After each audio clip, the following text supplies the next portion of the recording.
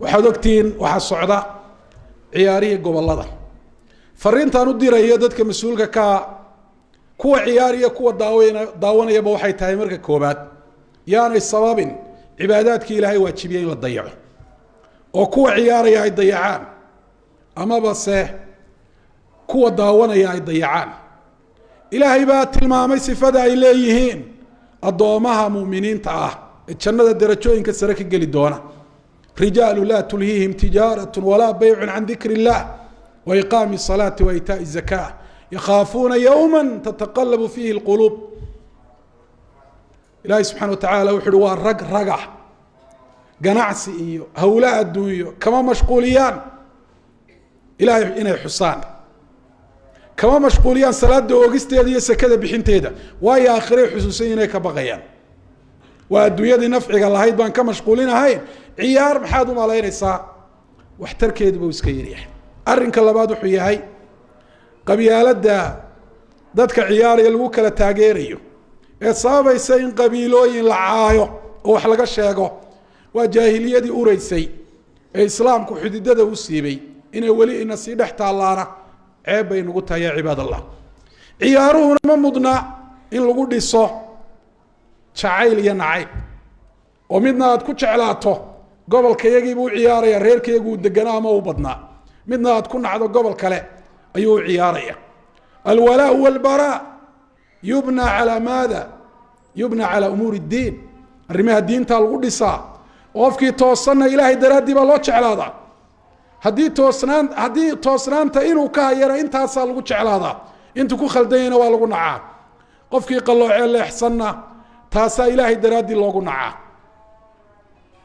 haddii leexsanaantiisu aanay dhammaystirnayn oo waxna uu ku saxsay waxna uu ku khaldan yahay wuxuu ku khaldan yahay uma lagu nacaa الحب في الله والبغض في الله من أوثق عرى الإيمان عيد إياه أفلقادده وفسق إياه وحندقا إسلام هاي قال النبي عليه الصلاة والسلام سباب المسلم فسوق وقتال كفر أرنك كلاو حياي ما لها عيارها لقو قبانيا لقو داوانيا رقي الدمر بايسوقي مادا waxaa ka muuqda ikhtilaat isdhexgal rag iyo dumar ajnabi kalaahi ay isdhexgalaan waajib baa ka saaran cidda mas'uulka ka ahi ragga iyo dumarka inay kala soocaan isdhexgalkoodu waa fasaad iyo waxaanu ilaahay ogolayn waa wax sababaya xumaan waxay shareecadu diiday masaajidka rag iyo dumarku inay isku dhexgalaan iyagoo hadda salaad tukanaya oo la kala qaybiyay dumarka xagga dambe la mariyay oo ragga la yiraahdo kicina ilaa dumarku ay baxayaan oo marka la dareero la yiri dumarku wadada dhexeeda yaanay marin koonayaasha ha maraan si aanay ragga isu dhex galin oo dumarkii saxaabadu amarka ay qaateen oo gidaarada ay isku looheen oo oodaha iyo qoryuhu xijaabadii ballaadhnaa ay xidhnaayeen ay ka qabsadeen arinta afraad ee u dambaysa waxay tahay dumarka u soo baxaya ikhtilaadka imanaya meesha rag iyo dumarku ay isdhex galayaan waliba iyagoon xidhnayn xijaabkii sharciga ahaa laba dambi bay iyaguna ku jiraan ilaahay daraadii baan ugu nasteexaynaynaa waxaan kula talinayaa arinta noocaasi inay iska daayaan waa tabarrujkii jaahiliyada ee ilaahay uu diiday walaa tabarrajna tabarruj aljaahiliyati alulaa gabadhna uma banaana xijaab dhamaystiran iyadoon xidhnayn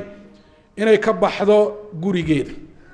يا أيها النبي قل لأزواجك وبناتك ونساء المؤمنين يدنين عليهن من جلابيبهن